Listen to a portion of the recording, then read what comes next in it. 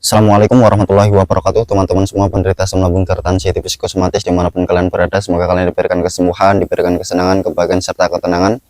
Baik, berjumpa lagi dengan saya tentunya di channel Berpikir Positif, masih tetap mengupas gangguan asam lambung hipertensi psikosomatis. Bagi teman-teman yang baru saja bergabung, alangkah baiknya subscribe terlebih dahulu agar kalian tidak ketinggalan video-video terbaru mengenai gangguan asam lambung hipertensi psikosomatis. Dan tentunya subscribe itu gratis, teman-teman. Dan kalau kalian subscribe itu tentu akan menambah suatu kesemangatan bagi saya untuk selalu menemani, mengedukasi dan berbagi pengalaman seputaran gangguan asam lambung hipertensi psikosomatis kepada kalian. Maaf teman-teman, saya tidak tidak rutin membuat video edukasi asam lambung hipertensi psikosomatis, tapi saya akan tetap mengusahakan tetap menemani kalian semua. Dan harapan saya semoga video ini menjadikan sebab musabab wasilah kesembuhan bagi teman-teman yang sedang mengalami gangguan asam lambung hipertensi psikosomatis. Baik, untuk season kali ini saya akan membahas tentang hal yang paling susah bagi penderita asam lambung hipertensi psikosomatis. Maka tonton video ini, jangan di-skip agar kalian tidak gagal paham. Agar kalian paham, tentunya itu akan memudahkan bagi kalian melewati gangguan asam lambung hipertensi psikosomatis. Saya bukan dokter, saya bukan ahli medis ya teman-teman. Sudah sering saya sampaikan, saya penyintas gangguan asam lambung hipertensi psikosomatis seperti yang kalian alami. Mulai dari rasa takutnya, sensasinya, rasa was-wasnya, rasa khawatirnya, itu semua sama seperti yang kalian alami teman-teman. Baik, memang hal-hal yang perlu diperhatikan bagi penderita anxiety disorder, yaitu tentunya jangan ingin tahu terhadap apa yang kalian rasakan melalui googling. Itu juga sangat-sangat memperburuk keadaan kalian, juga memperburuk pola pikir kalian. Itu sesuai pengalaman saya teman-teman. Dulu awal saya tidak mengetahui kalau saya kena gangguan asam lambung GERD, yang saya lakukan pada saat itu saya googling teman-teman melalui sensasi yang saya alami. Dan ternyata yang muncul itu semua penyakit kronis. Nah, dari situlah saya itu terngiang-ngiang, bahkan saya itu apa-apa jadi cemas, apa-apa jadi takut, dan menganggap bahwa saya pun juga memiliki penyakit kronis gitu, dan ujung-ujungnya takut penyakit berat, dan ujungnya takut M. Itulah sesuai pengalaman saya teman-teman. Nah, setelah saya tahu bahwa itu semua adalah gangguan asam lambung, itu adalah bentuk respon tubuh saja, alias itu tidak berupa penyakit kronis. Mulai dari situ saya belajar berpikir secara rasional teman-teman, secara masuk akal gitu loh. Karena saya heran pada diri saya pada saat itu teman-teman. Dulu yang awalnya saya pemberani, yang awalnya saya itu selalu di depan gitu ya, juga mental saya kuat. Kenapa setelah saya itu merasakan GERD, yaitu serasa kayak mau pingsan, serasa kayak mau jatuh, bahkan serasa kayak mau M pada saat itu teman-teman, kok jadi mentalnya itu cemen gitu loh. Apa-apa saya takutin gitu. Bahkan dulu awal-awal saya kena itu ya GERD, yang memicu saya memiliki suatu ketraumaan, yaitu takut M mendadak gitu kan. Jadi saya itu takut teman-teman kalau dengar suara ambulan, takut dengar suara bulung di malam hari, juga takut ketika mendengar kabar duka. Itulah ternyata sampai segitunya penderita anxiety disorder mengalami gangguan kepanikan atau kecemasan yang pada intinya yaitu mental melemah, mental itu acak-acak lah gitu, yang intinya yaitu adalah ketraumaan sebenarnya teman-teman. Lah, saya melewati itu semua teman-teman, ketakutan yang apa-apa selalu dihubungkan sama hal-hal yang tidak rasional, yaitu satulah penyakit kronis lah gitu kan. Terus dulu sempat beranggapan masuk angin duduk lah seperti itu ya. Saya itu mulai bangkit dari keterpurukan itu teman-teman, melawan kecemasan, melawan mental yang acak-acak itu. Saya memulai dari apa yang dokter sampaikan, karena pada saat itu saya sudah berulang kali berobat, sudah berulang kali EKG, cek dalam tubuh, nyatanya normal. Bahkan pada saat itu saya itu sampai sedikit berdebat dengan dokter teman-teman, sampai saya menyeletus, dokter nggak tahu apa yang saya rasakan, kok dengan mudahnya Dokter itu mengatakan bahwa saya tidak kenapa-napa, padahal yang saya alami setiap hari, dok, itu jantung berdebar, nafas berat, keliengan, sempoyongan, kayak ada gempa, bahkan sering sekali mengalami serasa kayak mau pingsan, dok. Jantung berdebar, nafas terengah-engah, nafas berat, gitu. Nah, jawaban dokter pada saat itu, teman-teman, itu apa? Itu karena kamu tidak tenang, karena kamu menanggapinya secara serius, kamu menanggapi bahwa hal itu adalah suatu bahaya. Maka yang ada nafas jadi tak beraturan, lah memicu kecemasan itu, lah dari kecemasan itu jantung berdebar-debar gitu. Lah yang pada akhirnya saya dirujuk ke psikiater. Tapi walaupun saya dirujuk ke psikiater, saya nggak ke psikiater, teman-teman. Saya berusaha, ya memang setiap orang itu berbeda-beda ya. Kalau saya itu tidak ke psikiater, teman-teman, mulai itu saya itu apa namanya, bangkitnya itu secara mandiri. Saya konsisten jalan-jalan pagi, setelah itu berjemur, itu saya lakukan secara kontinu, teman-teman. Memang awal-awal saya bangkit, mulai saya jalan-jalan pagi, itu sensasinya masih sering sekali muncul, teman-teman. Juga pada saat proses, di saat saya jalan-jalan pagi, itu saya sering sekali mengalami kayak jantung berdebar, nafas berat, serasa kayak mau pingsan, serasa kayak mau roboh waktu jalan-jalan pagi, teman-teman. Gampang sekali capek. Nah, saya itu rutin 30 menit. Bahkan di tengah saya proses jalan-jalan pagi, teman-teman, yang ada di perasaan dan pikiran saya itu ingin cepat-cepat pulang. Karena apa? Karena tidak enaknya menahan sensasi nafas berat, jantung berdebar, keliengan, sempoyongan, kayak mau roboh, kayak mau jatuh. Seluruh tubuh lemas.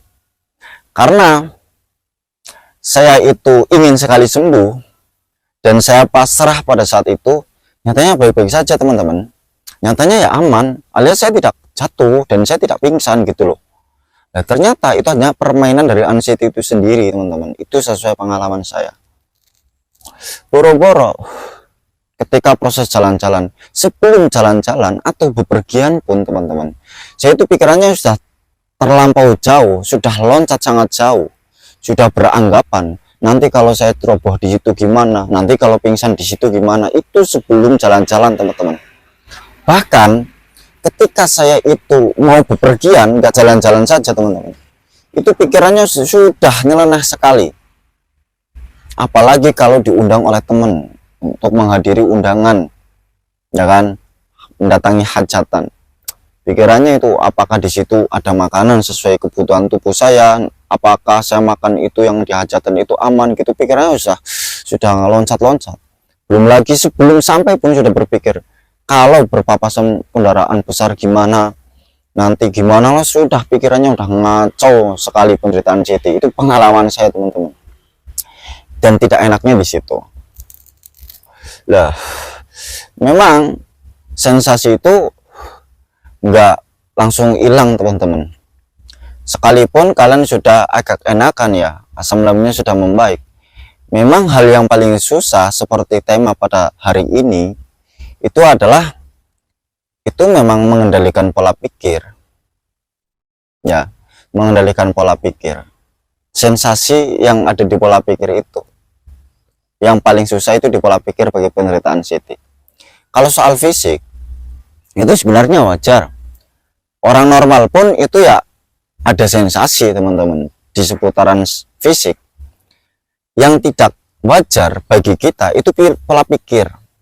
Di saat sensasi muncul, kita langsung beranggapan bahwa ini adalah hal yang berbahaya, yang padahal sebenarnya itu adalah bentuk respon tubuh saja, diakibatkan dari asam lambungnya yang belum 100% itu membaik. Nah, padahal tidak semua orang yang kena asam lambung itu kena anxiety. Ya, tidak semua orang yang kena asam lambung itu sampai anxiety. Nyatanya banyak juga yang kena asam lambung tapi tidak memiliki kecemasan, kekhawatiran, bahkan juga tidak mengalami sensasi jantung berdebar, sempoyongan, piar-piaran, lesan itu. Ada. Yang intinya nggak sampai cemas lah, khawatir, pikiran ngaco, nggak ada.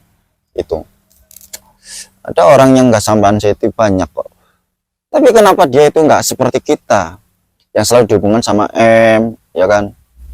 Karena mereka itu pola pikirnya masih bisa dikendalikan alias tidak terjelajah oleh anxiety. Kita sudah terjelajah oleh anxiety, teman-teman. Maka ketika kita sudah terlanjur kena anxiety, itu harus sering-sering melatih pola pikir sih. Move on dari hal-hal yang telah terjadi. Kenapa kalian bisa terjadi? Kenapa kalian itu kena gangguan asam lambung GERD anxiety psikosomatis? Mayoritas yang kena asam lambung GERD anxiety, yang sampai anxiety, itu orangnya itu perfeksionis. Ya, pengen cepat-cepat kelar, juga takut dihina, takut dibilang orang dan lain sebagainya. Terus suka memendam amarah, tidak diluapkan, dipendam, diunek-unek saja, itu juga mempengaruhi. Stres yang berkelebihan itu juga mempengaruhi kena gangguan asam lambung GERD anxiety psikosomatis. Lah, maka mulai sekarang jadilah orang yang bodoh amat, teman-teman. Ya, lakukanlah sesuai apa yang membuat kalian tenang selagi itu masih dalam ruang lingkup kewajaran gitu. Terus jangan menghiraukan apa perkataan orang.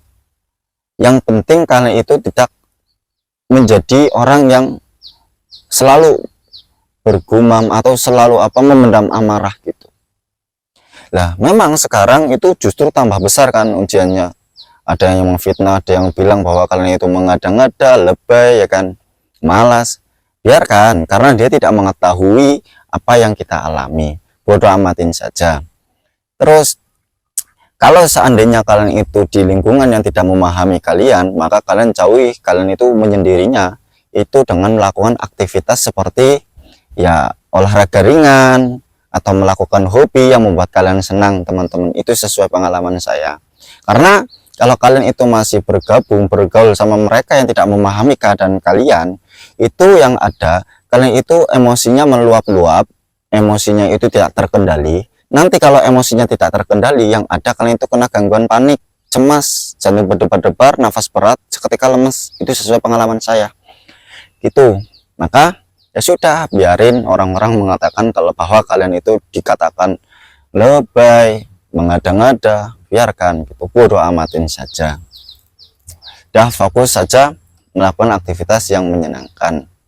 Daripada kalian nanti ke-trigger, daripada kalian itu kena serangan panik, nanti kacau. Setelah kacau nanti kalian malah jadi nggak bisa mengendalikan, dan ujung-ujungnya nanti kalian cari GD. Maka biar nggak apa-apa IGD, ya hindari interaksi dengan orang-orang yang tidak memahami kalian. Nomor satu itu pergaulan, teman-teman. Carilah teman yang mengetahui dan mengerti keadaan kalian, yang bisa memahami kalian, yang mensupport, bahwa support system itu sangat penting bagi kalian agar kalian cepat sembuh dari gangguan asam lambung GERD anxiety psikosomatis. Itulah pengalaman saya. Karena kalau kalian itu masih tetap hidup sama orang-orang yang tidak memahami, kacau kalian juga, nanti malah kalian akan terasa tersindir. Karena penderita anxiety disorder itu mudah sekali sensitif. Orang kecil saja melihat kita, bagi penderita anxiety itu sudah berpikirannya ngacau, jangan-jangan aku nggak lama lagi, jangan-jangan ada apa di tubuhku. Itulah penderita anxiety. Ketika ada orang yang sedang membicarakan penyakit orang lain, bagi penderita anxiety itu merasa bahwa dirinya pun juga memiliki penyakit seperti yang mereka bincangkan, mereka bicarakan. Itulah sensitif sekali, teman-teman. Padahal itu bukan kita, orang lain, tapi kita itu merasa bahwa kita juga memiliki penyakit keras, penyakit kronis seperti itu. Jadi merasa tersindir, sensitif sekali lah penderita anxiety disorder itu. Itu sesuai pengalaman saya. Kadang di saat kita itu main nih ke rumah teman, tetangga gitu kan, terus kita pamitan mau pulang kan, nah orang yang dipamiti alias tuan rumah itu mendoakan kita semoga diberi kesembuhan, kesehatan. Pikiran penderita anxiety itu udah ngacau banget, udah ngacau sekali. Dan pada intinya semua penderita anxiety itu takut kronis, takut penyakit berat, dan ujungnya takut M. Itulah semua penderita anxiety disorder. Lah, hal-hal yang seperti itu yang akan saya bahas di tema hari ini, teman-teman. Yang paling susah itu di pola pikirnya. Yang paling susah itu di pola pikir. Penderita anxiety itu yang paling susah itu di pola pikir. yakin sensasi itu bisa dalam artian nggak sering muncul, bisa asal kalian itu sering gerak saja alias olahraga. Kalau sensasinya itu muncul dari asam lambung, kalian fokus saja memperbaiki pola makan, kalian memperbaiki pola minumnya, minum dalam satu hari itu 8 gelas dan minumnya itu air hangat, itu lakukan secara kontinu, itu membaik sensasi dari asam lambungnya. Terus makan sesuai kebutuhan tubuh dan porsinya untuk sementara jangan kebanyakan terlebih dahulu. Ya makan sesuai kebutuhan tubuh dan secukupnya. Kalau saya metode saya dulu itu sedikit-sedikit teman-teman. 2 jam makan, terus saya rubah 4 jam makan. Itu sesuai pengalaman saya. Setiap orang berbeda-beda. Itu yang saya lakukan. Makanya alhamdulillah anugerah Allah, pertolongan Allah, saya diberi kesembuhan dan saya mengalami gangguan asam lambung GERD anxiety itu 3 bulan kurang lebihnya seperti apa segitu teman-teman. Nah, terus kalau seandainya kalian itu masih sering sekali serasa kayak gampang capek, gampang lelah gitu, udah perbaiki pola tidurnya saja alias pola hidupnya. Itu lama-kelamaan juga akan membaik, sensasinya juga akan hilang. Lah pikiran itu bagaimana cara menghilangkan pikiran negatif itu gitu kan.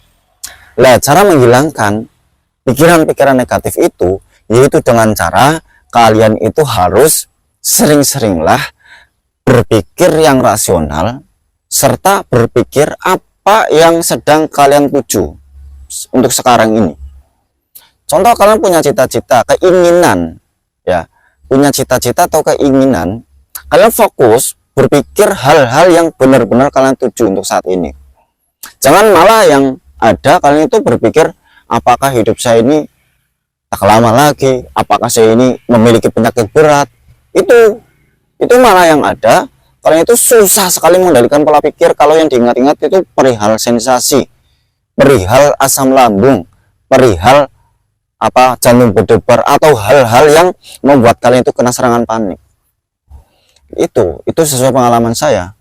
Nah tentu sangat susah kalau kalian ingin merubah pola pikir agar rasional kalau seandainya kalian masih tetap berdiam diri teman-teman, alias kalian itu nggak ada kegiatan sama sekali, yang hanya menurutin pengennya rebahan, bermain HP, mengurung diri di dalam kamar. Itu susah sekali.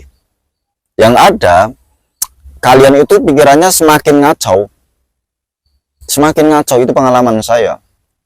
Maka hal yang menurut kalian senangi, hidupkan kembali teman-teman. Yang membuat kalian senang, membuat kalian happy, hidupkan kembali gitu. Terus lakukan metode yang sering saya sampaikan, bahkan mentor-mentor yang lain pun sering menyampaikan. Kalian lakukan secara kontinu, kurangi protes, kurangi ngeluh, lakukan secara kontinu, baru nanti kalian akan menemukan hasilnya. Itu sesuai pengalaman saya. Jangan malah kebanyakan ngeluh, jangan jangan menuruti nafsu dalam artian ingin cepat sembuh, tapi kalian nggak mau melalui prosesnya gitu loh. Udah kurangin ngeluh, kurangin protes, lakukan secara kontinu proses itu, metodenya, nanti kalian akan dapat hasilnya. Tapi kalau seandainya kalian sudah sembuh ya, walaupun belum sembuh total, kalian harus benar-benar menjaga itu pola-polanya, pola hidupnya, pola pikirnya, pola makannya. Jangan mentang-mentang sudah sembuh kalian abaikan lagi itu. Terus kalian jangan stres berlebihan lagi. Itu untuk apa? Untuk berhati-hati saja agar nggak kambuh gitu. Semangat terus menerus. Lah itu nanti akan sedikit demi sedikit pikiran negatif itu teman-teman itu akan berkurang kalau kalian continue secara konsisten, benar-benar melakukan aktivitas yang kalian tuju dan kalian senangi. Kalian fokus berpikir apa yang kalian tuju itu. Memang susah sekali. Terus kalau seandainya masih susah mengendalikan pola pikir, langsung sadari bahwa kalian kena gangguan anxiety, dan pola pikir yang negatif di otak kalian itu adalah permainan dari anxiety itu sendiri gitu.